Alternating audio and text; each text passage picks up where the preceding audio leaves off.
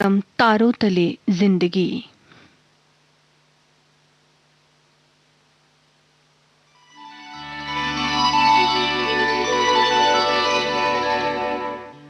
तारों तले जिंदगी। इस सीरीज में हम आपके लिए लेकर आए हैं हिंदी साहित्य जगत की कुछ चर्चित कहानियों और उपन्यासों पर केंद्रित नाट्य वाचन। इस कड़ी में प्रस्तुत है मुंशी प्रेमचंद का लिखा चर्चित उपन्यास प्रेमा। तो आइए सुनते हैं प्रसिद्ध उपन्यास प्रेमा का रेडियो नाट्य वाचन।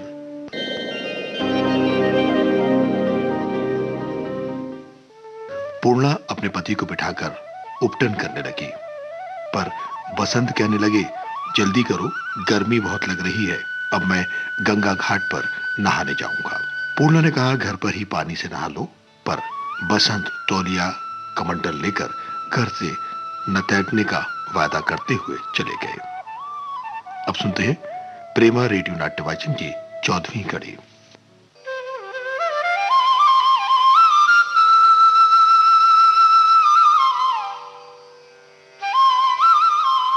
बस फिर क्या था, पानी में कूद पड़े और इधर उधर किलोले करने लगे।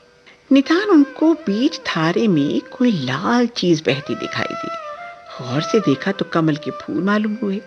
सूर्य की किरणों से चमकते हुए इतने सुंदर मालूम होते थे कि बसंत कुमार जी उन पर मचल पड़े। सोचा अगर ये मिल जाए तो प्यारी पूर्णा के कानों के लिए झुमके बनवाऊं। वो मोटे ताजे आदमी थे, बीच धारे तक तैर जाना उनके लिए कोई बड़ी बात नहीं थी। उनको पूरा विश्वास था कि मैं फूल ला सकता हूँ, और जवानी तो वैसे भी दीवानी होती है। ये नहीं सोचा था कि जैसे जैसे वो आगे बढ़ेंगे वैसे वैसे फूल भी तो आगे बढ़ेंगे।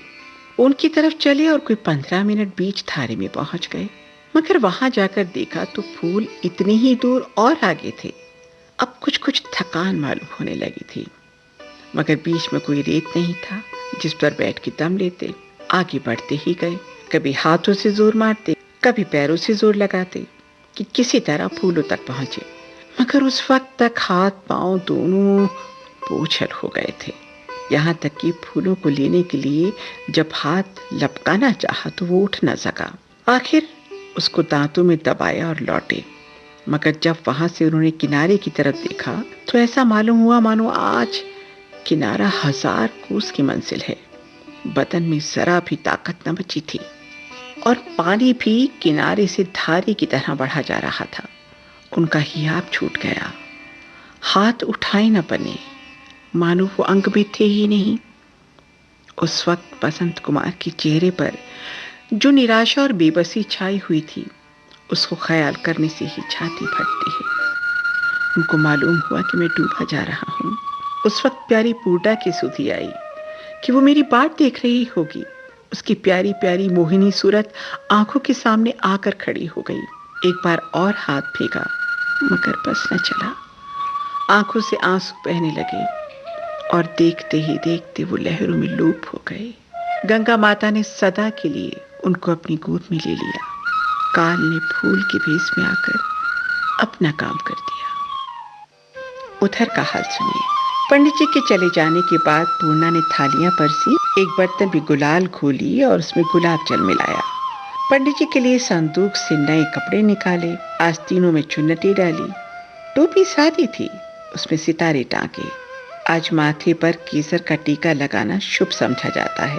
उसने अपने कोमल हाथों से केसर और चंदन रगड़ा, पान लगाए, मेवे सरौते से काट काट कर कटोरे में रखे। रात ही को प्रेमा के बागीचे से सुंदर कलियां लेती आई थी वो।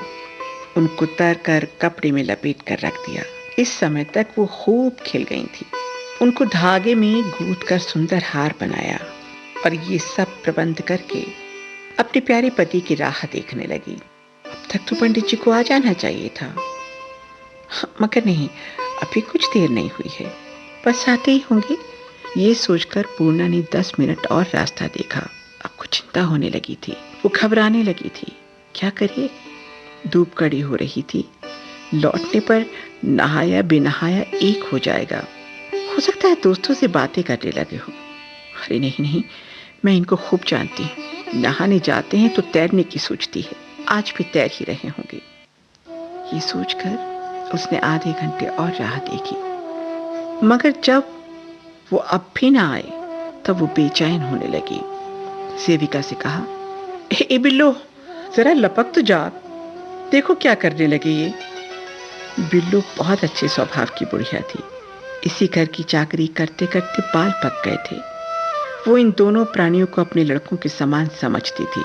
लपकी हुई गंगा जी की तरफ चली। यहाँ आकर क्या देखती है कि किनारे पर 2-3 मल्लाह जमा हैं।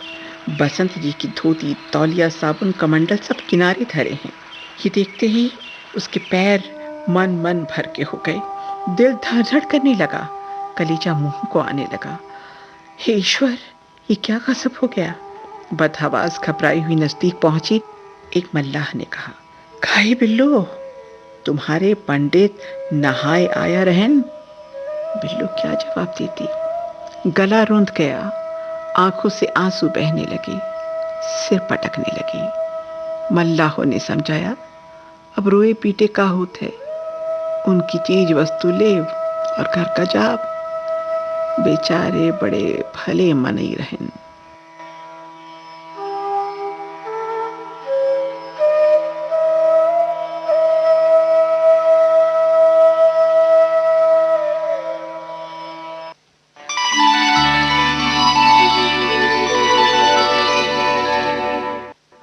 तारों तले जिंदगी। इस क्रम में अभी आप सुन रहे थे मुंशी प्रेमचंद का लिखा उपन्यास प्रेमा का रेडियो नाट्य वाचन। स्वर डॉक्टर ऋतु राजपूत का था और प्रस्तुतकर्ता थी काजल सूरी।